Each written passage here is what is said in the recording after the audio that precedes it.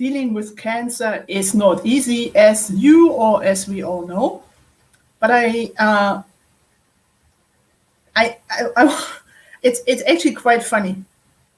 I want to tell you, when I was diagnosed with Leiomayosarcoma cancer, the short version is LMS cancer, and this was a little more than 2 years ago, I wasn't actually told what I have. I went here in Jerusalem at the Shaare Zedek Medical Center. I went to the oncology. I had an appointment, and I met this woman there who was a doctor, but not an oncologist, some kind of intern, or I don't know what exactly, but anything but a professional. So I had an appointment with her, and she told me she first had to make some phone calls to find out, which was actually already strange. You know, you don't come to a doctor and someone is telling you, I don't know you, and I don't know who you are. I have to first find out who you are. So this was the first sentence when I got there. And then she told me that I have a sarcoma. I have to point out that the months before, I was having heavy-duty surgery. I had a stomach tumor of the size of a soccer ball. Believe it or not. I couldn't believe it either. But I had it was, I don't know in inches, but I don't know the metric system in the States, but it was 29 centimeters big, my stomach tumor. It was like, basically I looked pregnant or something, and it weighed 6 kilograms. I didn't know this. It started like, I don't know, some months earlier, like 9 months or 10 months earlier, when I started to get bigger and bigger. Like I thought I would put on weight. And I was very upset. I didn't eat that much. And then I thought maybe I do eat a little too much, but I was moving around the whole day, work and everything. So I thought, like, why am I putting on weight? And my friends told me, you know, you are getting older and you're putting on weight more easily. Okay. So, and I ate less and less because I wanted to get rid of this overweight, like of this kilos. And I didn't. And I got bigger and bigger. But I never thought, there was never a thought in my mind that there could be anything wrong. It never occurred to me because I've always been healthy all my life. I had a flu, I had a cold, I had, sometimes my bones were hurting, I was doing sports, and, you know, I had not broken legs, but, you know, I got sometimes injured with my bones, and this is what I had all my life. I never had surgery, I never had anything, nothing. I hardly ever went to the doctor because I grew up in a way that you only see a doctor when something is hurting, when you're really sick, when you really feel sick or ill or whatever you call it. And so I hardly ever had a blood test. And it didn't occur to me that there could be anything wrong. And I just thought I would put on weight. I was not in any pain. I didn't have any side effects or anything. It was just, everything worked, you know what I mean? So I just thought I would put on weight. So then after 9 months, 10 months, I felt weaker and weaker, and suddenly I lost all these kilos. I lost 7 kilos within a week. And this actually started frightening me. And someone finally at work told me to make an appointment with a family doctor. And I did, and he sent me to the emergency at the hospital right away. And they did X-ray, CT, whatever. So it came out that I actually have a gigantic stomach tumor. And that I needed surgery. I had surgery right 1 week after this, after it was discovered. So after I had surgery, I was in hospital for 11 days, and then I was home. And then 3 weeks later, I had an appointment with this, as I said at the beginning, this female doctor, who is not an oncologist. I have to mention this, because the Shaare Zedek oncology works very well. I can only recommend it. It's a great place to get your cancer treated. All the doctors are great. But this one was an intern, and she told me, you have a sarcoma. So I was sitting there and I thought like, okay, I didn't know. I said to her, I don't know what this means. What? I've never heard the word before. I don't know. I didn't know anything about illnesses. So I said, what's a sarcoma? And she said, oh, it's nothing to worry about. And my friend who was like with me, she said, you know what? It's like a carcinoma. I once had a carcinoma. And so this doctor said, yeah, it's like this. And I thought, what's a carcinoma? What's a sarcoma? And so the doctor said to me, so you're going to have a CT every 3 months, and we're going to see if it's coming back, like in the stomach, like this tumor was just taken out. And I thought, okay, so I'm going to have a CT every 3 months, fine with me. And it's a sarcoma. I don't know what it is. No one explained. She didn't explain it to me. Actually, I think she didn't know what it is either. So she was more for breast cancer. And so I thought like, okay. I didn't also know how to ask because I've never had this hospital doctor experience. I didn't know how to ask. I learned this after a while, step by step, when you have to deal with this subject. But, you know, I didn't know how to ask. And yeah, so she said you have a CT every 3 months. I thought, fine. And how great is this possibility really that this is coming back, such a tumor? You may have it once in your life. You know, it occurs, I don't know, very rare, maybe not so rare, but I thought, you know, I won't have this again. And if I feel something in my stomach, so next time I'm going to run to the doctor right away. And I'm having the CT every 3 months, so everything is going to be fine. No problem, fine with me. And so this was it. So I was not told that I have cancer. And it was not explained to me what a leiomyosarcoma is. Yeah, it's like a carcinoma. It's like this. You have a CT. There's nothing to worry about. Nothing. And I thought, okay, fine. So I went to the CT. To the next CT, there was nothing. And I thought, okay, nothing. You see, gone. I went back to work after a few weeks. I had my normal life back. And people said to me, like at Charlotte Clinic, they said to me, enjoy life. Okay, fine, gone. Goodbye, Charlie, so to speak. And this was I had this appointment with her at the beginning of January 2018. So in February, I'm going for another CT. The first one in December was fine. The second one in February turned out that the cancer came back. I had a nodule in my lung on the left side. And from November, when I had this appointment with her, until January, 1 month before, I was thinking everything is fine. There's nothing, you know, what do people want from me? She said, there's nothing to worry about, okay? So, and finally, I got myself up and looked it up, and I Googled it. Until then, I hadn't even Googled it because she gave me this impression, you know, there's nothing. And so I Googled it, and then I found this great Leiomayosarcoma forum on Facebook.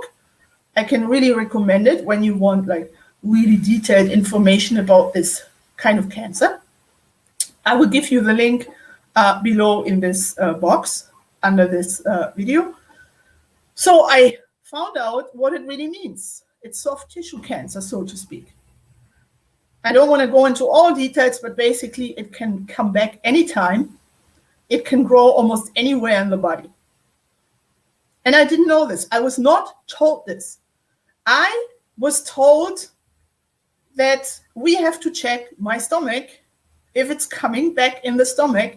And this is why I'm going for the CT. I was never told until then that it can come back in the liver, in the lungs, in the kidneys, in the head, in the knees, in the fingers, you know, you name it. You name it. It could come back anywhere in the body. I was not told this. And because of all this mess, what I was told by this intern,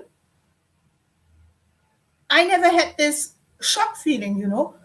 You probably go to your oncologist and maybe you have a feeling, maybe he may tell you, oh my God, there is maybe something coming or whatever. Or maybe not. Maybe you don't have cancer. Maybe it's not so bad. Or maybe you have to have surgery and it's going to be taken out and maybe you are fine. Who knows? But I did not have this shock. No one told me, you have cancer for the rest of your life. Because Leiomayosarcoma is not really to get rid of. You know, sometimes you don't have anything and then it's coming back, or it's there all the time and growing here and growing there, and you don't know where to start first, where to treat first. And I didn't have this shock feeling because I wasn't told what I have. I have something like, there's nothing to worry about, and go to your CT every 3 months and okay, see you next time. Make another appointment in December and then in the summer or in spring. So the cancer was back in February. As I said, a small nodule in my left lung. And this I also wasn't told, by the way.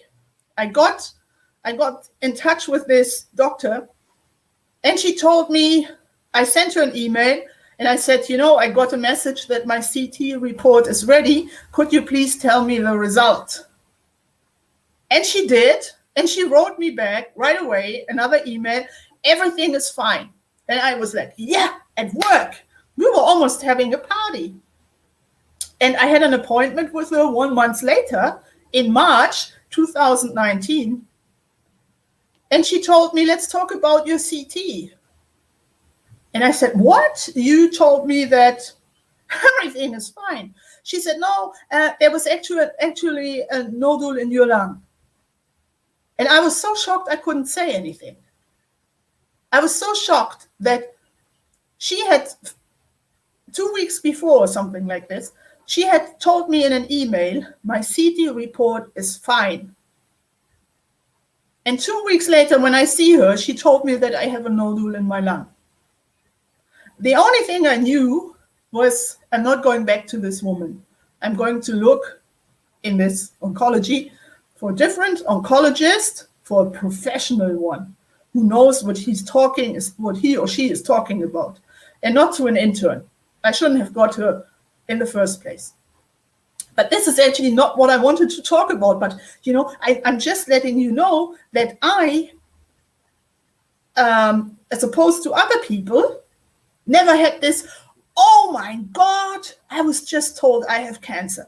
Because I didn't have this. Of course, I was shocked when I Googled, when I found out what leiomyosarcoma really means. But then in a way, I had got used to this, all these things. I knew it was cancer. But what sarcoma is, no idea. What it means, no idea. I just had surgery, out, and I thought, that's it. Leave me alone. So it was back. And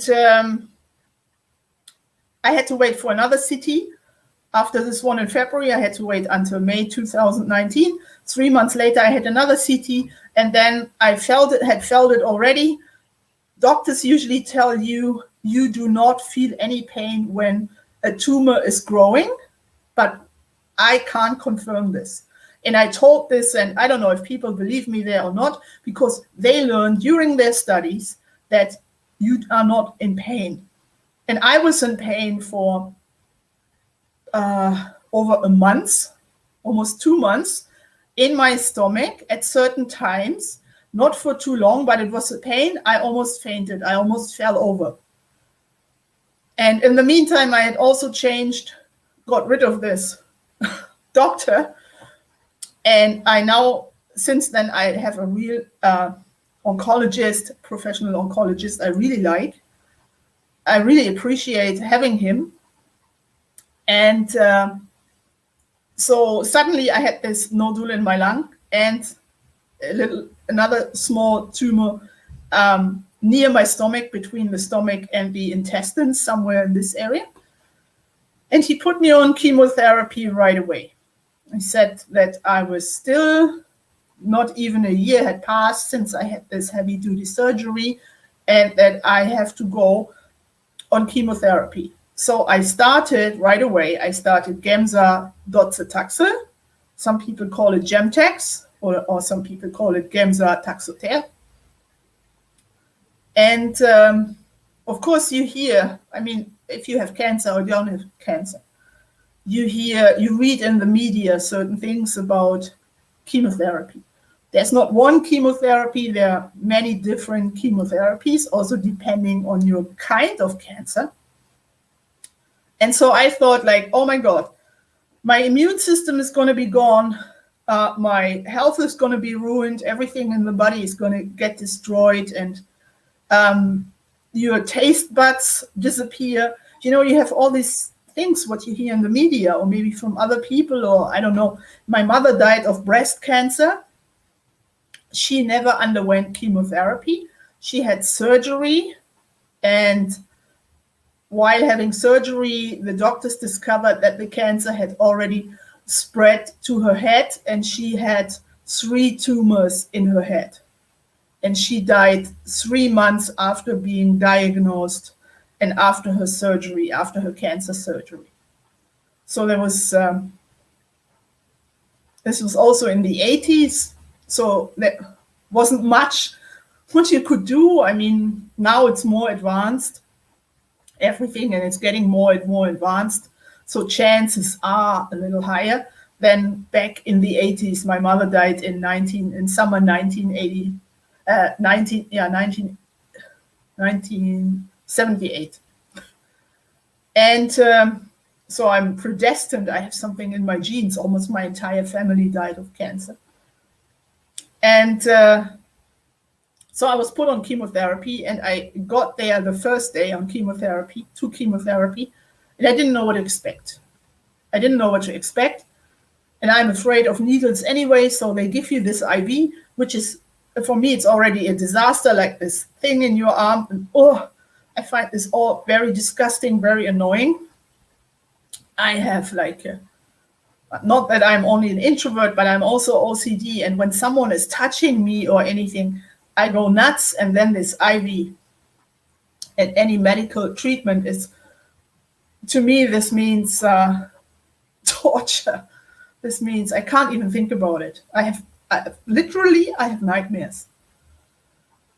And so this nurse came up to me. Everybody at Jared Zedek has his own nurse during chemotherapy. And this nurse came up to me, and she was so nice. She said, "Oh, hello, how are you doing?" and everything. She was so nice. She said, "I'm your nurse." That at this moment, I lost all the fear. I've never told her this, actually. And I don't think she's going to watch this video because her English is not that good. She only basically speaks Hebrew. But I lost everything just fell off me, all this fear. And so I had Gemza docetaxel for over a year. I stopped counting after 35 treatments. And I have to say that I hardly had any side effects. Of course, I lost my hair. After 2 treatments, your hair starts falling out. And it was really annoying that in the morning I woke up and my pillow was full of hair. This was really messy. And so I decided to go to the hairdresser and get my hair shaved off. And I didn't lose my taste buds, but the first week or the second week after chemotherapy, I don't remember, it was actually very funny. I just felt like eating mustard. I think I ate in 1 week 2 glasses or something of mustard. I just felt like having mustard. I could eat anything and I did not lose my taste. Sometimes it was a little weird and metallic, but they told us to clean our mouth at least twice a day with salty water. You just take tap water, put regular salt in, and rinse out your mouth. And this is what I did, and I can recommend it. And I even spoke to my dentist, And he said that they also tell this to people because the salt actually contains many minerals, and this is actually good for your teeth. What the problem is, they also give you, before they start the actual chemotherapy, they give you steroids. And the steroids actually put my teeth here, the lower teeth, they put it like I have like a gap in here. I had a gap before, but not that wide. And the steroids, it just felt like all my gums are moving. And it's more apart now. It looks like I lost a tooth, but I didn't. It was actually my Coupatrolin, my healthcare, offers to chemotherapy patients free dental treatment, but I have a private dentist, so I have to pay. But never mind. So he told me maybe we can put it together again. There's a procedure, and I said, not so far, because I'm afraid, as I said, of any medical treatment and undergoing this torture. And when I don't have to do, when I'm not forced to do something, so I don't do it, so I wait. But otherwise, I did not have any, I felt like just normal during this Gemza Taxotere treatment. Not normal. Of course, you have to take various tablets on the side, like in the morning and in the evening, because one of the side effects of any chemotherapy is that it makes you throw up. So you take pills against throwing up. And also the steroids, they give you this liquid steroids, prevent you from throwing up or make your body also adjust, like accepting this poison, what chemotherapy actually is. And of course, it makes you nauseous many times. So I took those pills twice a day, and it causes fatigue. But there are pills that help you getting over this. You are still fatigued. It's not 100% that the tablets get rid of it. You are still fatigued, and you get a little slower. I'm on disability since, by the way, I do not work, but I have to sit a lot. And also when I go outside, I have to sit a lot on benches. Benches all over my neighborhood and everywhere I go. So I always find a place to sit where I rest for a few minutes. It was, when I was on Gemza Taxotere, it was like I had to rest all the time. Losing the hair did not bother me. Put on a hat, still, although my hair grew back, my hair has grown back, but white, because of my current chemotherapy, I'm going to mention in a few minutes. And I did not mind losing my hair. I got used to it. Of course, your face is swollen from the steroids and everything is swollen. And you feel different, weak in a way, but it never really bothered me that much. I have to say that I'm a person, I do accept certain things. I do accept this cancer, and I see it as, this is what I have to deal with at the moment. What is going to be in a year, if I'm still alive in a year, in 2 years, I don't think about this. It's now, and this is what I have to deal with. It's not easy when I go to hospital and I have to undergo certain treatments. So far, I've been very lucky. But when I have to have another surgery, for instance, or they're going to put in a port like where they stick in the needle of the chemotherapy, I do not have a port yet. I have good veins, and so far it always worked, even though I had more than 35 chemotherapy treatments. It was always in my veins, not through a port. Once it is all messed up and everything, or you get chemotherapy, like a chemical there are certain chemicals that they only put into your body, into the veins through a port, because if they stuck it into the vein in your arm, it would, I don't know, it contains acid or I don't know what, it would destroy, burn the vein or something. I don't know exactly what. So I don't have a port yet. And I'm not looking forward to get one. I know that sooner or later I will end up with a port. So I have to deal with this emotionally, psychologically, when I have to get a port. Because, these treatments are coming with a little knife and cutting and putting in a port here into this vein next to your heart or whatever it is. Oh my God. So this is not a nice thought. But to me, it's like, it's a situation I'm in, I have to deal with. And I do not sit and think, why did this happen to me? Why not to someone else? Why not to my neighbor? Why not to an enemy? Why not to this? Why not to him? Why not to her? I do not think this way. I don't know why, but I don't. And I'm not sitting and, oh, why me? Why not some, as I said, why not someone else? I don't think this way. This happened. And until now, I've been very lucky in my life. I never had anything. I was always healthy. And so this is a thing I have to deal with. And this is how I see it. Even if I had more or something, at the moment I have 2 stomach tumors. So actually this chemotherapy, Gemza-Docetaxel, it helped. I do, until now, have a very bad side effect, but this is also, may also be coming from my surgery, from my first surgery.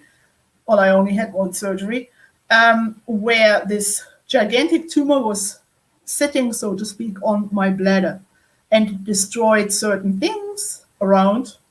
And I had to have a stand in for between my kidney and the bladder. I had this stand for 2 months, and then it was taken out. And so, of course, there was a lot of damage due to the weight of this 6-kilo tumor. And we don't know, not only me, but also my doctors don't know where this side effect with the bladder is coming. It started right after the second chemotherapy treatment. I had to run to the toilet all the time. Every 10 minutes, I was in the toilet. At night, I was up every hour, which was really annoying. And I have tremendous pain. Until now, in my last chemotherapy treatment, my last Gemza-Taxotere treatment was at the beginning of September 2020. So it's been a few months ago. And I have to say that this Gemza-Taxotere, beside this side effect with the bladder and with this tremendous bladder pain, hasn't caused me too much. I mean, I was okay. I could walk around. I could not work or anything because of fatigue and all little things and this weakness. But I don't see it as, I'm not sitting whining. It's very important when you are on this to keep your daily routine, to get up. I get up early in the morning and I make my breakfast, and I have to take my pills like against throwing up and fatigue. And then I also had to take some more, cortisone. And I have to take this with food. So I make breakfast. I have coffee in the morning. I love coffee. I wouldn't do without coffee. Even if I were dying next week, I would not have a life without coffee.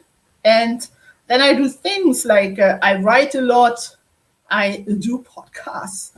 I do YouTube videos. And so I read a lot. So what can you do? And then you just fall over and you just fall asleep. This is always happening when you're on chemotherapy. There are certain times during the day, you sit and you just pass out and you just fall asleep. So, but I'm not a person sitting and whining, and I'm waiting for better times. I'm waiting to work and everything to just have a normal life. And this is also how I behaved when I went to chemotherapy. I went twice, like 1 week, the next week, and then I had 1 week off. I had like 2 weeks in a row and 1 week off. And this between 35 and 40 times. And then this bladder problem, the pain got really, really bad. Sometimes I couldn't even walk. I could not, it was sometimes hard to even stand up. And I had a stomach tumor, also between the intestines and the stomach. And so my oncologist said, because it has been there for a couple of months and chemotherapy did not anything to the stomach tumor, but it was just growing. It kept on growing. So he said, we're going to try something else. And since the end of September, I've been on Votrient tablets. Some call it Panopazib or something. I've been on this Votrient tablets. And I was very afraid to go on this because I read in the forum, in this LMS forum, that many people suffer from severe side effects. And I thought, oh my God. And I have to take 4 pills a day, like all together. I get up early in the morning at 5 o'clock, take my 4 pills and go back to sleep. This is the easiest way because you're not allowed to eat before and after for a certain amount of time. And in order to get around, I take this at 5 o'clock in the morning. And when I finally get up at 7:30, 8 o'clock, I'm off. I can have coffee, I can eat, whatever. So I'm off. I don't have to worry about this. And I have to say that this Votrient tablets have helped me a lot so far. They are very expensive, and my healthcare, it took a while until my healthcare gave its approval that they take the costs and they cover all the costs. And because I had to wait, and there were also Jewish holidays, Yom Kippur, Rosh Hashanah, whatever, and the COVID lockdown and everything. So it took almost a month until I got my approval. And within this month, I have the problem that as soon as I'm not on any treatment on chemotherapy, something new is growing. And in this time, I had a second stomach tumor growing right next to the first one. To the other one. And, well, I have to say that my last CT was at the end of November. And the stomach tumor that hasn't shrunk that until then, finally shrunk due to the Votrient tablets. Of course, there's a second minor little one now, but this grew because I haven't been on treatment for almost a month. And as I said, as soon as I'm not on treatment, something is growing. I always have to be on something. So I'm still on the Votrient tablets. I hardly have any side effects. My hair grew back. The Votrient tablets do turn your hair white. So I have white hair now. I had some gray hair before, not much. But now I have white hair with a little black inside. Whatever. And otherwise, the side effects. What side effects do I have? I have a lot of nausea. And I have to take at least 2 pills per day against nausea, sometimes 3 times. Suddenly this, I'm somewhere or at home and suddenly I feel like throwing up. So this happens a lot. This happens on a daily basis.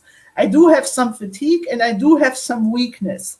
But compared to the Gemtex chemotherapy before,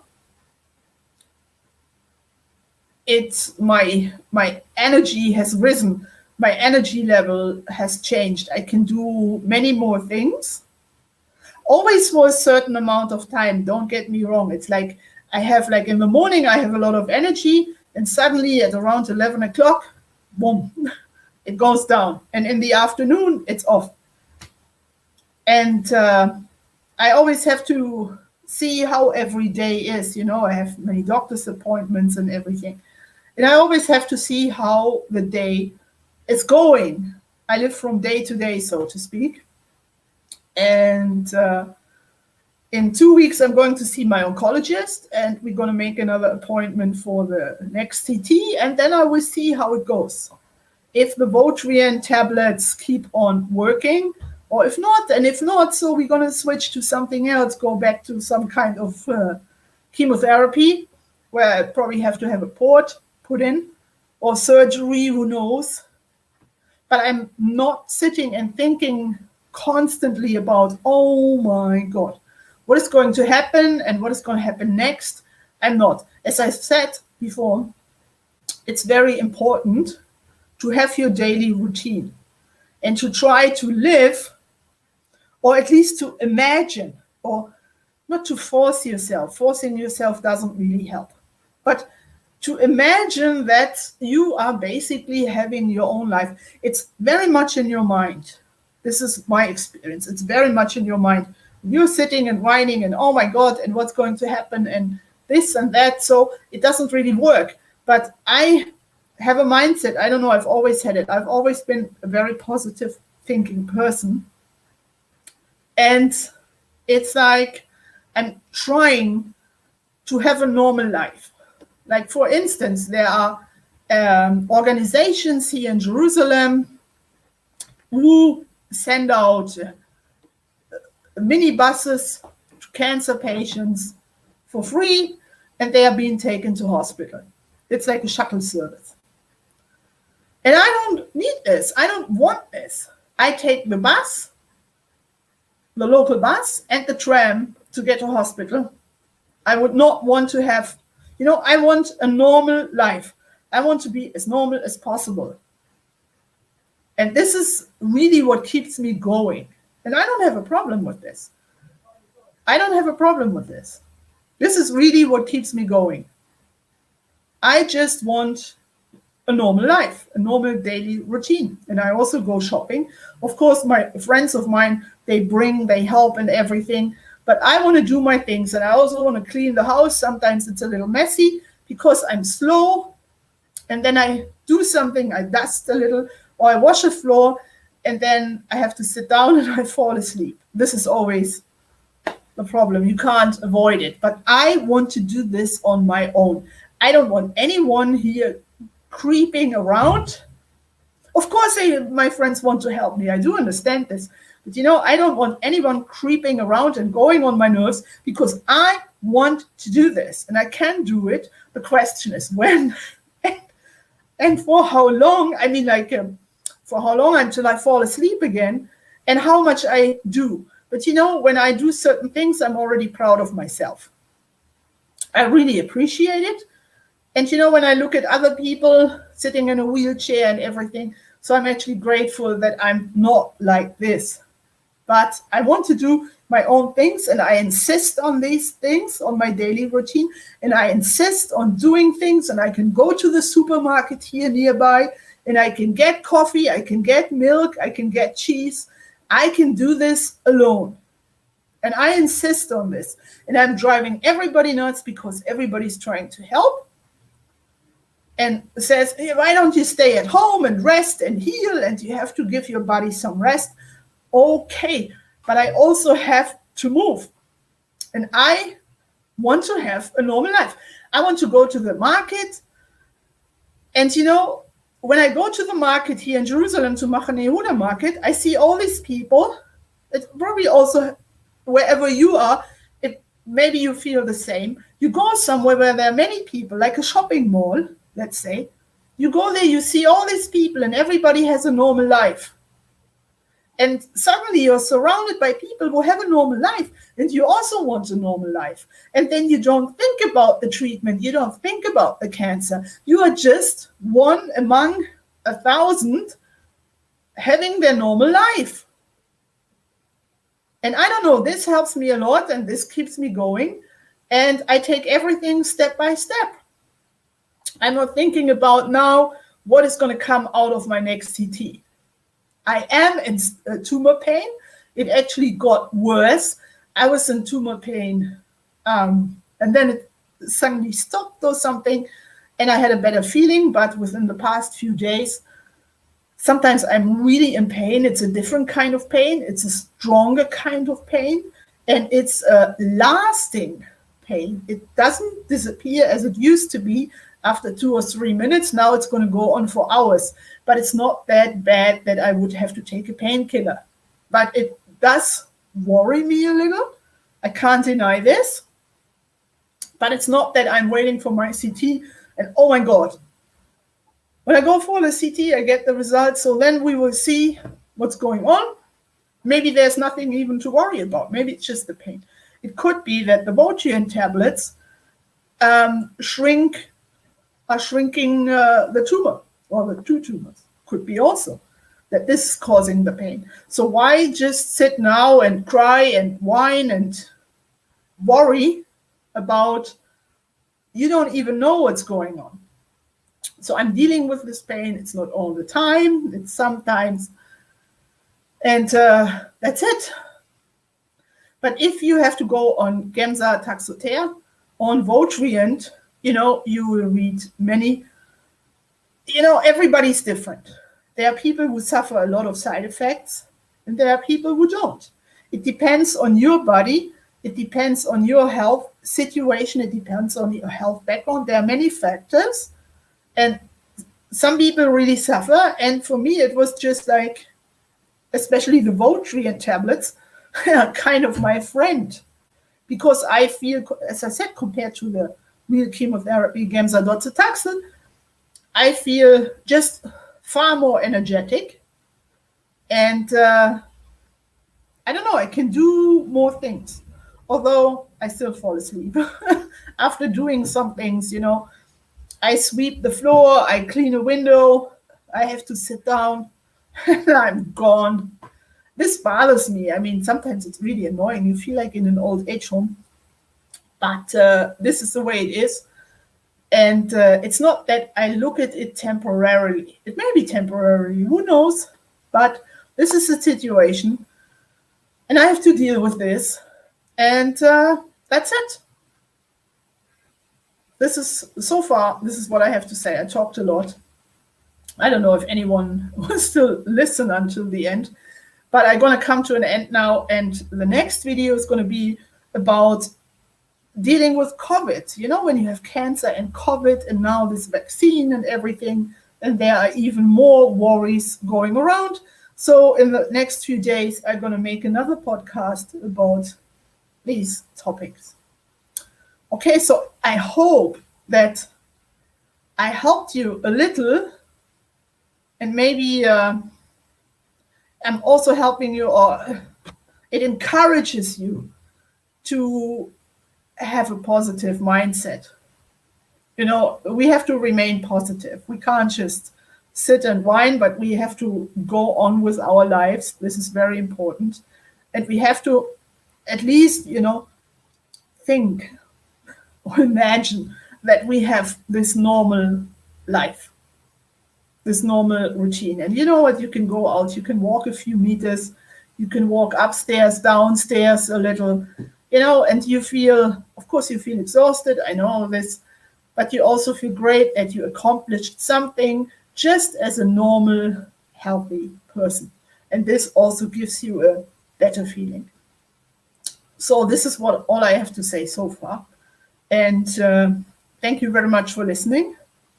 And as we say in Hebrew, refuah shlema, feel better and have a speedy recovery.